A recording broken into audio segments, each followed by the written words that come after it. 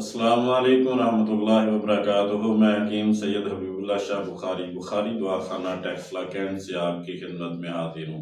आज की इस वीडियो में हम डिस्कस करने वाले हैं कमर कस को, कि जिसको चीना गूंद भी कहा जाता है, गूंद ढाक भी, और इसी तरह ढाक की कन्नी के नाम से भी इसको लोग पुकारते हैं। इंग्लिश के अंदर इसको बूटिया गम के नाम से पुकारा जाता है।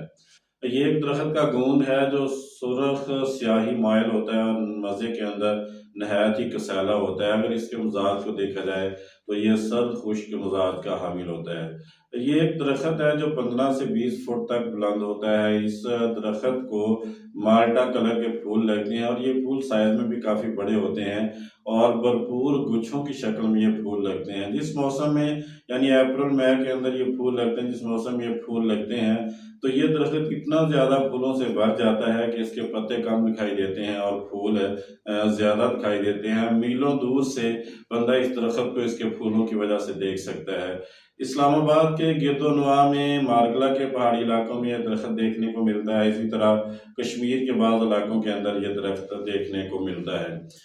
इस दरख्त के पत्तों के बारे में एक मिसल उर्दू के अंदर मशहूर है, जिसको कहा जाता है कि डाक के 3 पात, यानी कोई बंदा अपनी बात पे अड़ जाए और पक्का हो जाए तो तब ये मिसल बोली जाती है। ये इंतहाई एक मुफीद दरख्त है जिससे उतरने वाली गूंद को कमर कस कहा जाता है। अब आते हैं हम इसके फ़वाइद की तरफ और इसके इस्तेमाल की तरफ। तो ये सबसे पहले ये मुमसक होता है, यानी कमर कस जो है ये मुमसक होती है, अमसाक पैदा करती है। वो मरीज़ जो सूरत अंजाल के मरीज़ हैं उनके लिए ये बेहतरीन दुआ है कि इसके इस्तेमाल से उनका सूरत अंजाल का मर्ज़ जो है वो ख़त्म हो जाता है। इसी तरह ये मुगल्लज़ मनी भी है। वो मरीज़ जो मनी के पतलेपन का शिकार हैं, उनको इस्तेमाल करवाने से उनकी मनी का पतलापन दूर हो जाता है। इसलिए अक्सर मुगल्लज़ नुस्खा जात के अंदर कमर कस को इस्तेमाल किया जाता है।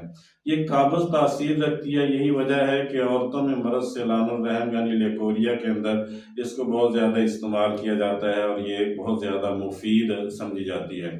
इसी तरह ये दाफ़े जरियान होती है। मर्दों के अंदर जरियान मनी के मरज़ के अंदर इसको इस्तेमाल करवाया जाता है, जिससे मनी का जरियान यानी जरियान जो है ये ख़त्म हो जाता है और ये इंतहाई मुफीद साबित होता है। इसी तरह तक़वियत बा के लिए भी इसको इस्तेमाल किया जाता है कि इंतहाई मुक़व्वी बा है, और तक़वियत कमर के लिए भी इसको इस्तेमाल किया जाता है। तक़वियत कमर के लिए ये मर्दों और औरतों में यकसा मुफीद है। जिस तरह कि इसका नाम भी कमर कस है, अपने नाम से ये ज़ाहिर है कि कमर के अंदर कमज़ोरी हो या दर्द वगैरह हो तो इसका इस्तेमाल जो है वो करवाया जाता है। इसी तरह ये काबज़ तासीर की हामिल होती है। यही वजह है कि मर्ज़ संगरहनी, जिसको इंग्लिश के अंदर इरिटेबल बाउल सिंड्रोम के नाम से या IBS के नाम से पुकारा जाता है, उसके अंदर ये इंतहाई मुफीद साबित होती है। ये एक ऐसा मर्ज़ होता है जिससे में खाना खाने के फ़ौरन बाद पेट के अंदर बोझ और मरोड़ पड़ता है और इंसान को पखाना आ जाता है। इंसान की ग़िज़ा जो है वो मैदे में ज़्यादा देर तक ठहर नहीं पाती, जिसकी वजह से इंसान दिन ब दिन कमज़ोर होता चला जाता है। तो इस मर्ज़ संगरहनी के अंदर भी इसको इस्तेमाल किया जाता है, जिससे बहुत ज़्यादा फ़ायदे हासिल होते हैं।